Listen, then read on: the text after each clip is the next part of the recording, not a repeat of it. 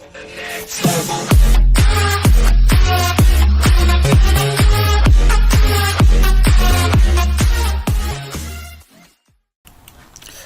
টিউটোরিয়ালে সবাইকে স্বাগতম। আজকের বিষয় ঢাকা বোর্ড এইচএসসি পরীক্ষা 2017 প্রথম পত্র কার্যপত্রের সমাধান নিয়ে আলোচনা করার চেষ্টা করব। দেখি উদ্দীপকে কি বলা হয়েছে। তন্নি ট্রেডার্সের 2015 সালের 31 ডিসেম্বর থেকে প্রস্তুতকৃত রেওয়া মিলটি নিম্নরূপ। এই হলো রেওয়া মিল একটা দেওয়া আছে, শুদ্ধ রেওয়া মিল। এরপরে অন্যান্য তথ্যাবলীর মধ্যে আছে অগ্রিম বিমা 1000 টাকা মেয়াদ উত্তীর্ণ হয়েছে, অর্থাৎ কোনো অগ্রিম খরচ অগ্রিম থাকে হলো সম্পদ, আর সেই অগ্রিমটা যদি মেয়াদ উত্তীর্ণ হয়ে যায় তাহলে সেটা খরচে রূপান্তর হয়।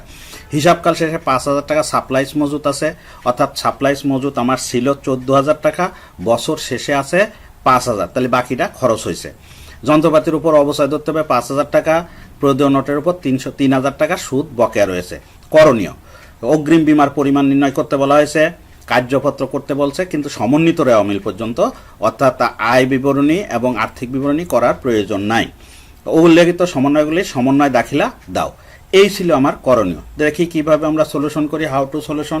তবে এখানে একটা কথা স্মরণ করিয়ে দিতে চাই যে আপনারা সলিউশনটা দেখার আগে অবশ্যই উদ্দীপকটা সামনে রাখবেন যাতে আপনাদের বুঝতে সহজ হয়।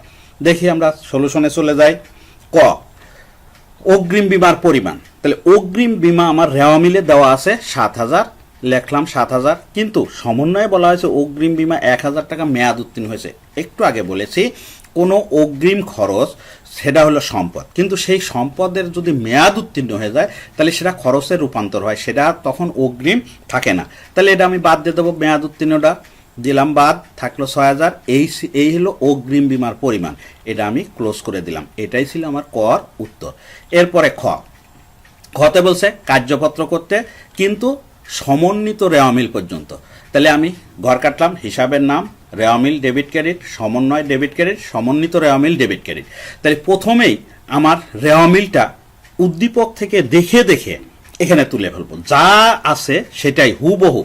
তাহলে প্রথমে নগদ দেওয়া আছে ডেবিট দিকে, প্রাপ্য হিসাব ডেবিট দিকে, সাপ্লাইজ ডেবিট দিকে, বিজ্ঞাপন ডেবিট দিকে, অগ্রিম বিমা ডেবিট দিকে, যন্ত্রপাতি ডেবিট দিকে, প্রদেয় নোট ক্রেডিট দিকে, প্রদেয় হিসাব ক্রেডিট দিকে, মূলধন ক্রেডিট দিকে, উত্তোলন ডেবিট দিকে, সেবা আয় ক্রেডিট দিকে, বেতন খরচ ডেবিট দিকে, উপযোগ খরচ ডেবিট দিকে। এই ছিল আমার রেওয়া মিল।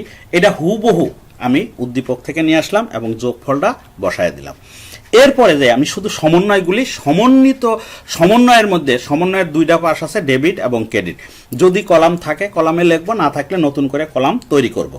তো প্রথমে বলা হয়েছে অগ্রিম বিমা 1000 টাকা মেয়াদ উত্তীর্ণ হয়েছে। তাহলে যদি কোনো অগ্রিম খরচ মেয়াদ উত্তীর্ণ হয় তাহলে সেটা খরচে রূপান্তর হয়।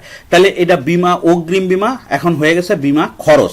তাহলে জাবেদা হবে যে কোনো খরচ হলো সব সময় ডেবিট। তাহলে অগ্রিম হয়ে গেল খরচ, তাহলে বিমা খরচ হিসাব ডেবিট হবে। তাহলে বিমা খরচের কোনো হিসাব এখানে নাই, এই জন্য বিমা খরচ একটা কলাম তৈরি করলাম। তাহলে সমন্বয়ের ঘরে চলে যাবে 1000 টাকা ডেবিট। আর অগ্রিমের পরিমাণ কমছে, সম্পদ যদি কমে তাহলে সেটা হয়ে যাবে ক্রেডিট। তাহলে অগ্রিম বিমা ক্রেডিট, জাবেদা দাঁড়াইলো কি বিমা খরচ ডেবিট আর অগ্রিম বিমা ক্রেডিট। এরপরে বলেছে হিসাবকাল শেষে 5000 টাকা সাপ্লাইস মজুত আছে। সাপ্লাইস ছিল 14000, আছে আমার 5000, তাহলে বাকি 9000 কি হয়েছে খরচ। তাহলে যে কোনো খরচই হলো ডেবিট, তাহলে সাপ্লাইস খরচ হলো ডেবিট 9000, আর সাপ্লাইস হিসাব ক্রেডিট হলো 9000। যন্ত্রপাতির উপর অবচয় হলো খরচ, যে কোনো খরচই হলো ডেবিট, তাহলে অবচয় হিসাব ডেবিট। আর পুঞ্জীভূত অবচয় হিসাব ক্রেডিট, যেহেতু পুঞ্জীভূতর কোনো কলাম নাই, আবার লিখলাম পুঞ্জীভূত অবচয় ক্রেডিট। তারপরে বলা হয়েছে প্রদেয় নোটের উপর 3000 টাকা সুদ বকেয়া রয়েছে। তাহলে সুদ হলো খরচ, প্রদেয় নোটের সুদ হলো খরচ, তাহলে যে নামে খরচ সেই নামে ডেবিট, সুদ হিসাব ডেবিট। আর প্রদেয় সুদ হলো ক্রেডিট, এটা হলো দায়, এই জন্য এটারও কোনো কলাম নাই, এই জন্য নতুন কলাম বের করলাম, প্রদেয় সুদ হিসাব ক্রেডিট। এইবার সমন্বয়ের ডেবিট পাশের যোগফল 18000, আবার ক্রেডিট পাশের যোগফলও 18000, অর্থাৎ দুই পাশ সমান আছে, আমার সমন্বয় কারেক্ট আছে। এরপরে রেওয়া মিল এবং সমন্বয় মিলে হয় সমন্বিত রেওয়া মিল। কিভাবে হবে? যাতে যাতে যোগ, অর্থাৎ ডেবিটে ডেবিটে যোগ হয়ে ডেবিট দিকে বসবে, ক্রেডিটে ক্রেডিটে যোগ হয়ে ক্রেডিট দিকে বসবে।